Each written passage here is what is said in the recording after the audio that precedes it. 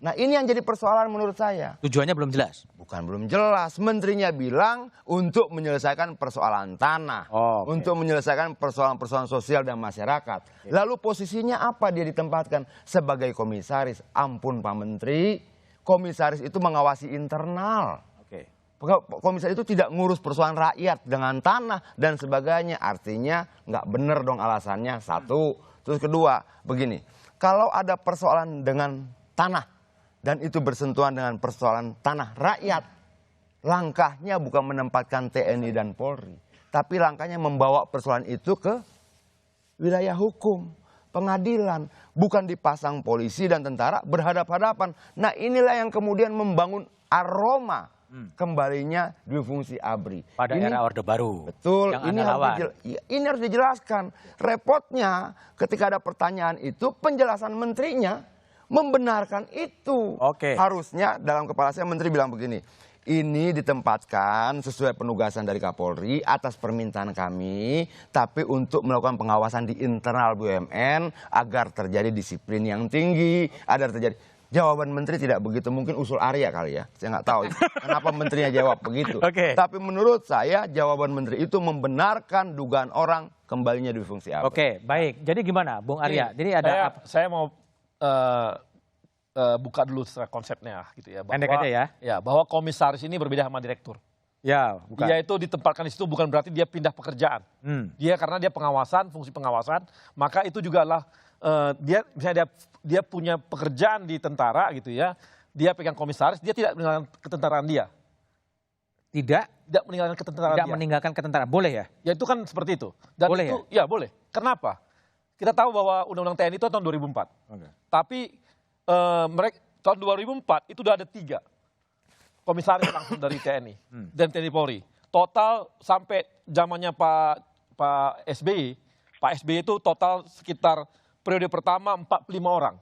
Periode kedua 87 orang. Jadi komisaris, ya. Aktif. Kemudian jadi apa argumen paling SBY boleh, mereka boleh gitu. Bukan. Artinya sebentar dulu. Kemudian periodenya Pak Jokowi yang pertama 74 orang. Nah, tahun lalu 2019 itu ada 22 orang. Nah, sekarang yang Pak Erick Thohir itu 22 orang. Artinya sama dengan tahun sebelumnya. Ya dulu juga ada lah. Ya. Jadi inilah proses yang memang mereka, kenapa? Karena pemegang saham itulah pemerintah. Pemerintah menempatkan orang-orangnya. Setelah pemerintah lah ya. Orang-orangnya sebagai komisaris, mereka bukan independen. Komisarisnya pemerintah ditempatkan di sana. Komisarisnya pemerintah. Komisaris pemerintah ditempatkan di sana.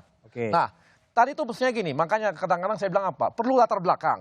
Latar belakang sampai ngomong seperti itu. Jadi jangan dicomot bahwa ini ada persoalan tanah, bukan. Artinya gini, saya kasih contoh. Maksudnya lu meralat pernyataan menterinya sendiri? Bukan, aku paling gak suka digituin. Gimana? Tapi gini, soal dui fungsi tadi loh. Latar belakangnya. Gini, ada persoalan-persoalan tanah yang secara persoalan hukum. Yang mau nggak mau ada pertimbangan-pertimbangan hukum. Di sana ada kejaksaan yang bisa ditempatkan juga, ada kepolisian, nggak hanya kepolisian loh, kejaksaan juga ditempatkan di sana gitu ya. Advokat juga ada ya? Ya, advokat juga ada dan sebagainya, yang memang menangani urusan hukum. Saya kasih contoh nih, ini yang kami kemarin hadapi.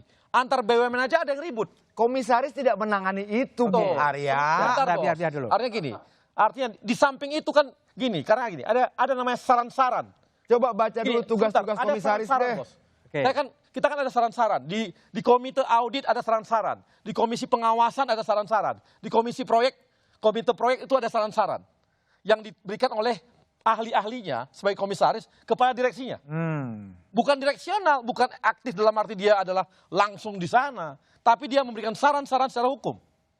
Jadi di situ, jadi persoalan tanah, persoalan yang selama ini nggak banyak selesai. Kalau setiap BUMN itu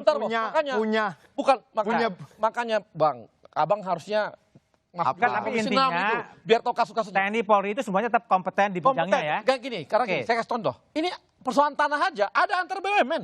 Ribut juga antar BUMN.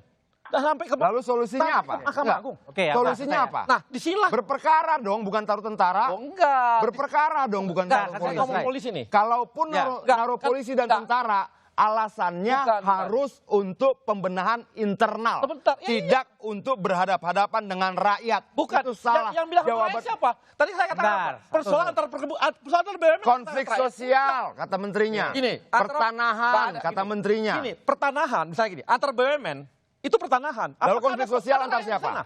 Nggak ada rakyat di sana. Konflik sosial antar siapa? Bos, gini, kalau konflik Nggak bisa Yang Arya. bilang konflik sosial Pernyataan itu tidak salah. Ada. Tidak pernah ada konflik sosial dikatakan oleh menteri. Ada. Oke. Nggak ada. Ya. Ada di berita. Nggak ada. Udah, Nanti cukup kita ya. kirim. Tidak ada. Oke ya, tapi Kalau intinya ada minta maaf ya. Nggak ada. ini kompetensinya Kalau Bung- ada, Aku minta maaf. minta maaf ya. Tapi Kalau nggak Bung Adian diselesaikan kepada jalur hukum. Oke, Mas Prastowo, makasih. Bung Arya, makasih. Bung Adian, makasih. Hanta Yuda, terima kasih atas bergabung di satu meja di forum. Badan usaha milik negara BUMN seyogyanya bukan hanya sekedar mencari profit, tetapi bisa juga menjadi agen pembangunan. BUMN punya tugas besar menggerakkan ekonomi akibat pandemi. Untuk itulah penetapan pengurus BUMN haruslah didasarkan pada kompetensi dan bukan semata-mata pada bagi-bagi kursi kepada mereka yang telah berjasa.